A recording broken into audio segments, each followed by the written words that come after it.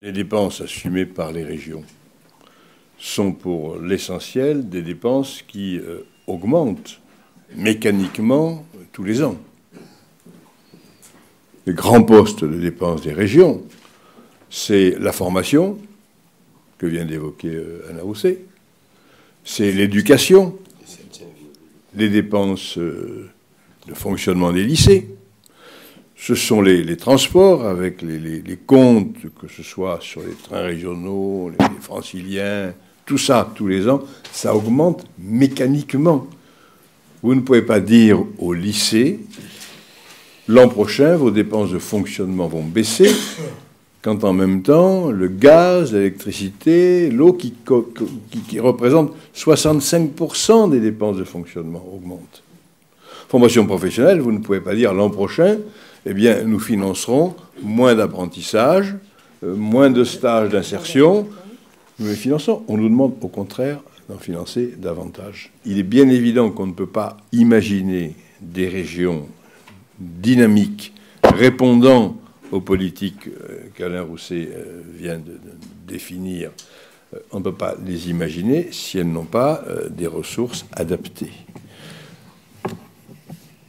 Aujourd'hui, il n'y a plus de possibilité que sur les cartes grises. Et le gouvernement a trouvé le moyen de transférer, pour compenser des charges, une toute petite partie de TIPP aux collectivités régionales. C'est de l'ordre du centime ou du centime et demi. Mais ces recettes qui, globalement, comptent, vont diminuer, puisqu'on peut tout à fait imaginer aujourd'hui une diminution des consommations de produits soumis à la TIPP. Quand le prix du litre d'essence augmente, faut que vous le sachiez, pas facile, quand le prix de l'essence, sauf si vous le savez, quand le prix de l'essence augmente, les recettes de l'État augmentent, puisque lui, il perçoit la TVA. Ceux qui perçoivent la taxe intérieure sur les produits pétroliers, eux, voient leurs recettes diminuer quand la consommation diminue, parce qu'elle s'applique au litre. Les régions ont besoin, comme dans les autres pays d'Europe, où les régions sont dynamiques, d'une fiscalité adaptée, qui peut être une fiscalité reposant sur une partie de la TVA, qui peut être une partie de fiscalité prise sur l'impôt sur le revenu, qui peut être, mais qui doit être une partie concédée par l'État, puisqu'il ne met plus en place, lui, un certain nombre de politiques. Et c'est ce transfert de ressources nationales et dynamiques que les régions réclament. On aura des propositions plus précises dans un certain nombre de mois. Nous revendiquons aussi, comme dans les autres pays européens, un pouvoir normatif. On nous demande de faire un schéma de développement économique qui va contenir les initiatives, mais qui va contenir un certain nombre de...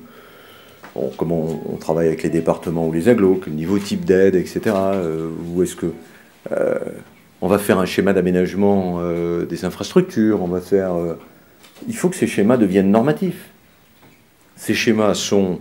Nous sommes dans l'obligation... Le schéma de la formation professionnelle, par exemple, le CPRDF, on souhaite qu'il redevienne un programme, un plan régional de développement de la formation professionnelle, financé par les régions. Aujourd'hui, on demande à l'État, on dit le préfet et le recteur vont le co-signer. Tout ça nous semble une renationalisation, une recentralisation. Ça n'a pas de sens.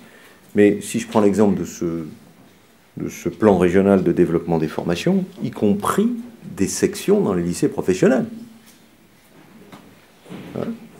Il appartient à la région, une fois mis en place un système totalement démocratique de participation avec les partenaires sociaux, avec les départements, avec les services de l'État. La région décide. C'est une norme. Et le pouvoir normatif est consubstantiel à l'avancée de la décentralisation.